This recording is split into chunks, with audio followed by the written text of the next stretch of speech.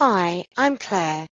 Welcome to Journey to Safety, the podcast where we explore the challenges and opportunities in creating safer, more inclusive public spaces for everyone. Today, we will be focusing on the mental health impact of disability hate crime on public transport, what it feels like, how it affects people emotionally, and the changes needed to foster safer, more supportive environments. Our guest, Kevin Bennett, who has dedicated his life supporting individuals facing mental health challenges and raising awareness about critical social issues. He's worked with people across various communities, providing guidance and hope to those who experience trauma, including disability hate crime. Thank you so much for joining us today, Kevin. Thank you. Thank you for having me. And I just want to say to you, Claire, I really appreciate and I love the work that you've been doing and also your contribution towards society as well. You know, what you're doing is so fundamental and it's so important and it's not recognized enough. So the simple fact that you are addressing it and you've dedicated your life and your career to it for me is so commendable. Well, thank you very much, Kevin. In general, how would a disability hate crime affect someone emotionally and mentally in the intimate aftermath of the incident? Such a good question. First and foremost, when someone's going through some form of harm, psychologically, physically, emotionally, they tend to have like a post-traumatic stress disorder, and that affects the way that they think, their thoughts. They would have flashbacks, they would have nightmares. They tend to have what you call hypervigilance as well. And hypervigilance is a type of paranoia. You're kind of looking around, worried about if anyone's going to try to harm you again, anyone's going to try and attack you. There's also bouts of depression, could be short-term or long-term depression as well, that can affect them. You know, not wanting to leave out of their house, feeling down, feeling low, feeling like the world is against them. There's also anxiety as well, feeling anxious, not wanting to come out of their home. That can cause so much other emotional, psychological, and physical problems. Then you can have substance abuse that can come from it. Some people don't want to deal with it, so they may, take more medication than they should. They may drink more than they should. They may indulge in other areas more than they should just to drown their pain, their problems, and their sorrows. Sleeping disorders can be another part of it as well, which can obviously cause long-term effects when it comes to health and the way that they may think about life and their outlook of life overall. There's so many different areas that one incident can cause long-term effects if it's not addressed straight away. Wow. So, if someone were to come to you for support after a hate crime, what's the first thing you focus on to help them feel safe and supported? Once again, such a powerful question. Whatever's been taken away from that person should be refilled very quickly. Or if it's not refilled, they spend a lifetime trying to fill it. For example, let's say you're 7 years old and you unfortunately bitten by a dog. If that's not addressed straight away, that child can turn into an adult and always be fearful of dogs. So when something happens with someone, let's say they're being harmed or there's some form of abuse, what needs to happen straight away? It needs to be addressed. Let's say someone's being harmed. In return to that, first and foremost, give them physical attention, like give them a hug. Let them know that physical doesn't mean that they're going to be in a dangerous place. So I tend to try, obviously respecting the boundaries, give them a hug, let them know that the opposite of fear is love. So I would implement a moment of love into their world so they can balance it and say, no, the world is not evil, the world is not against me. The second I would do is empower them to address it straight away. Because if they are empowered to address it, they will then rebuild their self-esteem in a matter of moments. So addressing it could look like, let's go to the police station and report it together. Write it down and let's talk about it. Or I would write it down for that particular person, depends on their situation. Get them to express themselves. Sometimes people just want to punch a punching bag because they're angry. And so you want them to release that anger instead of it storing within them. And the trauma starts to store within their body, then their body starts to feel different pains because the trauma's within them. So I get them to release it. So there's a multitude of ways based upon, what the incident was and how the incident affected that person. We have to make sure we feel back into them what was taken from them in that initial traumatic moment. Thank you. So, do you think society fully understands the mental health toll of disability hate crime? If not, what needs to change? I don't believe that society is even aware of what's going on when it comes to disability hate crime. I don't even believe that society overall knows that it's even an issue that is within our society. And so, in order for that to happen, it needs to be addressed. It needs to be highlighted. And the natural question would be, how do we highlight something that is not currently a part of the conversation, a part of the household, and a part of acts, statutes, and legislations within Parliament, and so on and so forth? So I do believe that what we should do is integrate people who have disabilities into our culture. That people that's got disabilities overall are a part of our everyday conversations, are a part of our everyday music, our entertainment, and I mean right across the board, because that's the best way that things can be addressed when our ability family, we're not going to call them community because we're not trying to separate it. Our disability side of our family is a part of the table and is always a part of the table, not just when an issue has occurred and all of a sudden it becomes a conversation. It needs to be an everyday relationship. So when there is an issue, the conversation just comes naturally to the table, the way that, how was your day today? It was a good day. What happened at school today? What happened at work today? It needs to be that natural instead of it has to go through stages to become a conversation. Definitely. So, since learning of disability hate crime on transport, are there enough resources, both on public transport and in the community, for victims of hate crime to access mental health support? Not in my view, because I don't believe so at all. I believe a number of things that should be happening. I believe that there should be, for people who are disabled, there should be areas that set up within um, bus depots, train stations, tube stations, where if there's a meltdown, if there's a moment of something happening, they have their space that they can be nurtured and they can be looked after and they can be seen to. At this precise time, I believe, but this is my personal view, I believe there's a one rule fits all, and that doesn't work because everyone's different and everyone's got their own trials and tribulations. But I do believe that our governments, our mayors and our local MPs need to, just like how you would have cycle lanes. Cycle lanes are great for cyclists, but cycle lanes are not always great for people with disabilities. So as I said previously, the conversation when it comes to our disabled family needs to be as natural as how was your day today at school or at work.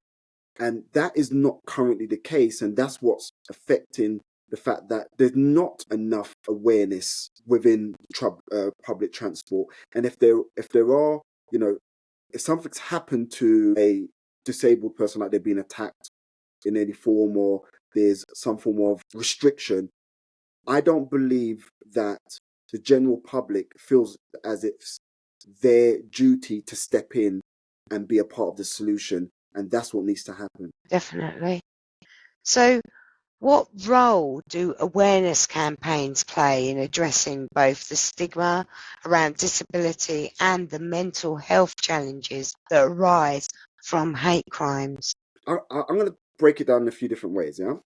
FIFA, it was Japan versus Germany, and I believe Japan won 2-1.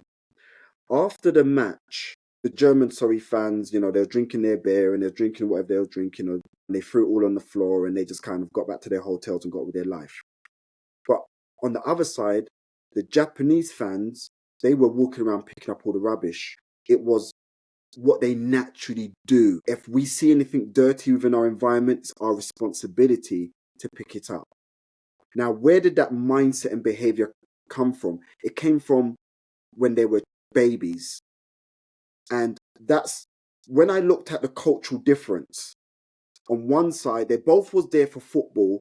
One side was focused on, after the game, just having fun and going home. And the other side was focused on cleaning up our responsibilities, right? Not just for ourselves, but also for everyone else. If there's something on the floor, the mindset ain't, well, I didn't drink it or I didn't eat it. The mindset was, it doesn't matter, let's clean it up. And I think that's what needs to happen as well. We need a cultural shift where from nursery to primary school to secondary school to college to university, I think we should have a system in place about the integration and the love and the connection and the responsibility for people with disabilities.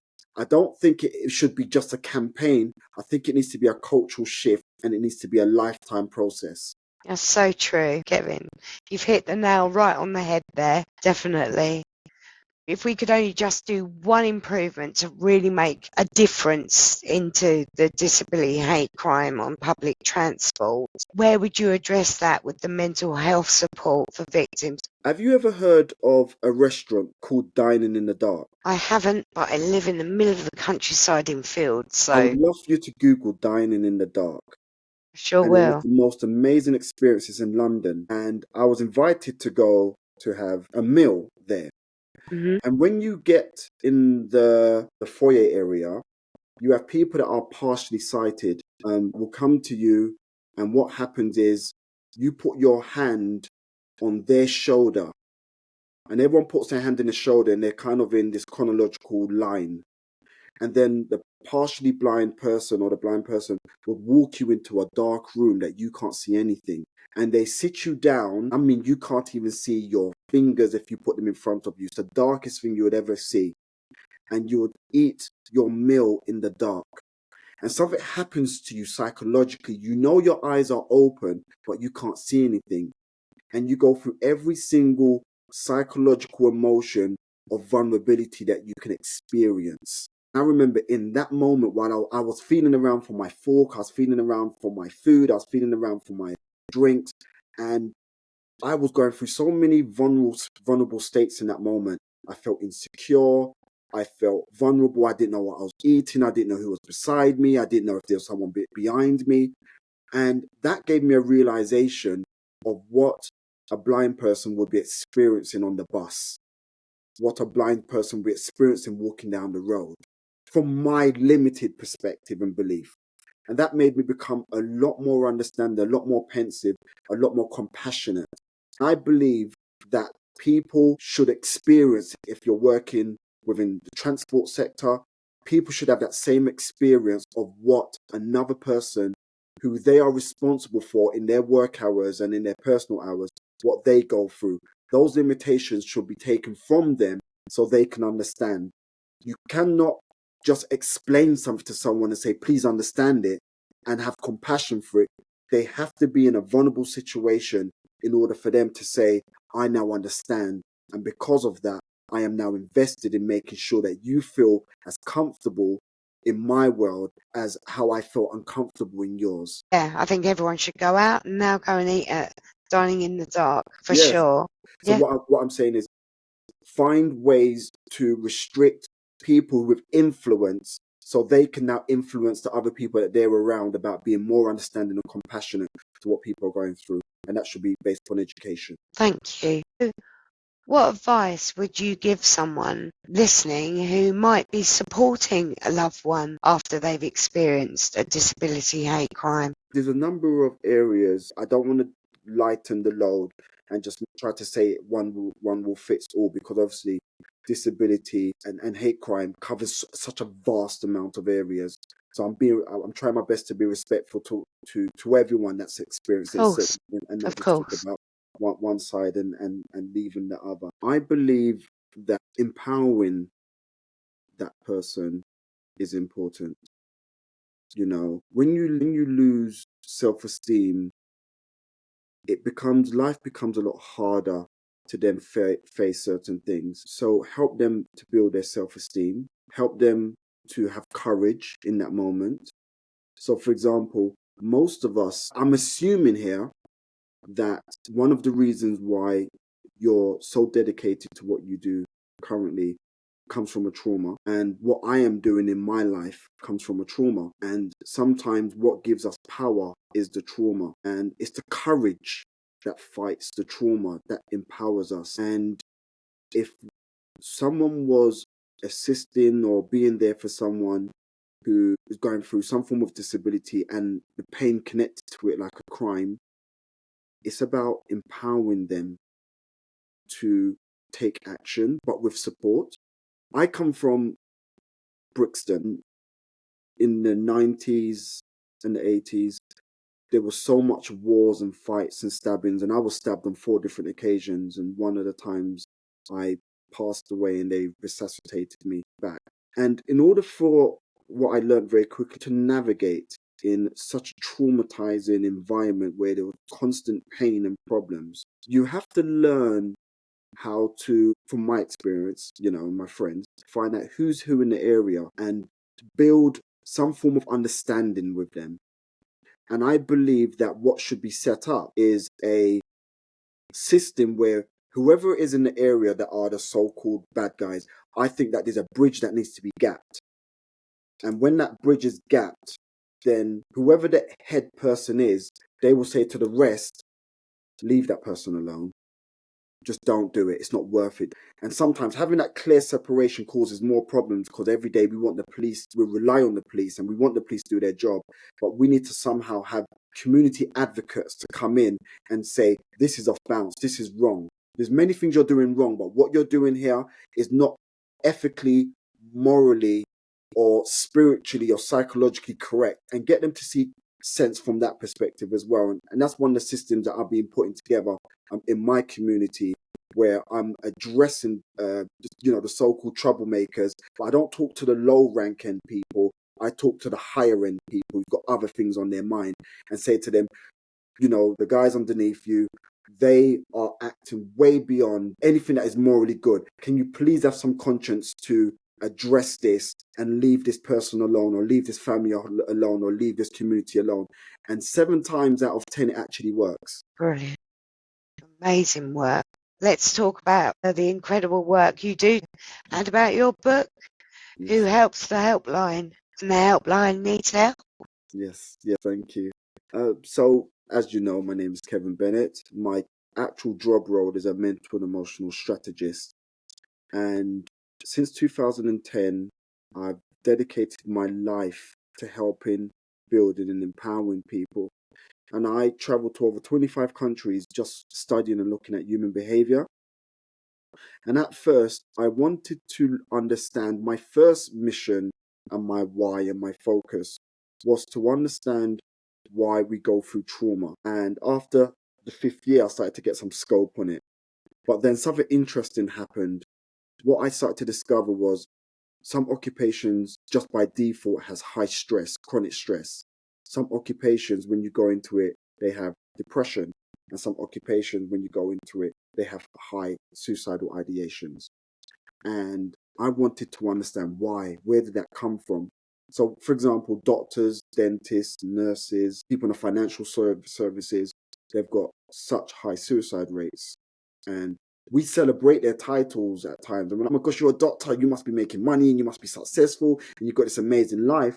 But on the other side, they're suffering in silence. And then you've got organizations and companies and occupations that's got high depression levels, chronically high, like nurses, social workers, healthcare workers, teachers, and so on and so forth. And so the same question applied and the same understanding came from it. And that's where I started to form the book. Who are helping the helpline when the helpline are the ones that need help? Obviously I've named it slightly different, but that's what was the statement. Like, who's helping the people that's helping the people? And then I started to look at the government. Is the government doing enough to help the helpline? And the answer to that was no. And the reason why, for example, in America and other places in the world, I hope they're making changes, and I'm still fighting the governments on this currently. One of the main things with doctors, for example, in America, if they share what they're going through, like they're going through depression, they can lose their license. So what doctors are doing is they are now suffering in silence. So they can make a mistake and not be supported. And so it's causing problems. And same thing when it comes to police officers as well. You know, I was doing a talk at the US Embassy a few weeks ago. And when I spoke to he's an armed police officer, he said if we share that we're going through depression, we will lose our badge. So we don't tend to talk about our depressions. Now, that's a massive problem. If someone's in a position of power and they can't get to express themselves, pressure burst pipes is going to come out at some point. So the book talks about that. The book is about helping people that are not just the ones that are helping people, but helping people, their traumas, their depressions overall. And I've dedicated my last 15 years of my life to helping people that's going through stress, depression, suicidal ideation. And that's what the book is about. And I've got an app coming as well. And I spend every single day serving people who are struggling and suffering with their traumas overall. You are an amazing man. Thank you. Thank you so much, Kevin, for joining us and sharing such valuable insights. Yes. Your work reminds us of the importance of understanding and action. To our listeners today, discussion highlights how we can all contribute to creating a safer and more inclusive society, whether through kindness, awareness, or support. Each of us has a role to play. Thank you for listening to Journey to Safety. We'll see you next time for another important conversation. Until then, take care and travel safe.